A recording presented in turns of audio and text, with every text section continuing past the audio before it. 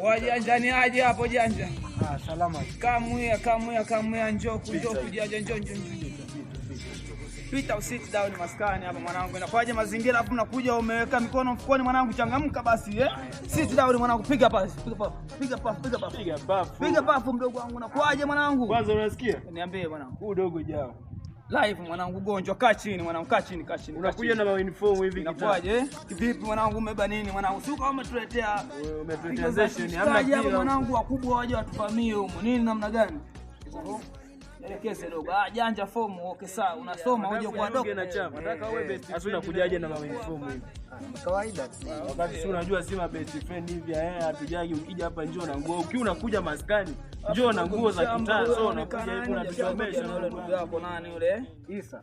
Mnyama mwanangu yuko wapi sasa hiyo dogo? Naona kama vile mazingira yale kuleta afu namna gani akajikataa. Nini mwanangu? Ujanja huyu. Ujanja huyu. Tumwache akae kama uti mmoja hivi mbele na kwa uchungaji wewe. Sasa unataka kujiunga na best friend afu ndio unataka kupiga pafu. Wewe kijana vipi wewe? Unajikuta nani Yesu? Sawa kama hiyo.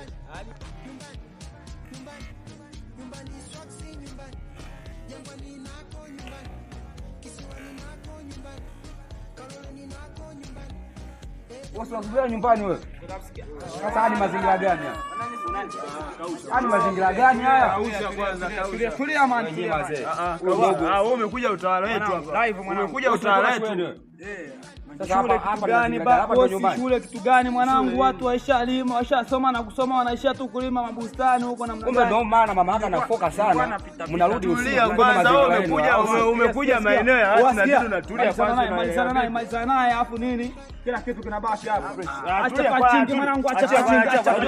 Acha kwanza begi. Namna gani vipi tena? Unakuwa mbishi mwanangu. Na maana unaongea na ndugu yako kwa kuchelewa nyumbani. Kumbe unapitia mazingira hawaoni. Isa uko wapi? Wewe brother tulia kwanza. So tulia. Umekuja hasa ndani mwanangu, si unatuletea pachingi ndani ya kama ni nyumbani mtakutana nyumbani, so unakuja utawala hata afu unaanza kuwaletea. Sepa mwanangu, wewe amkabidhi kichwa chake.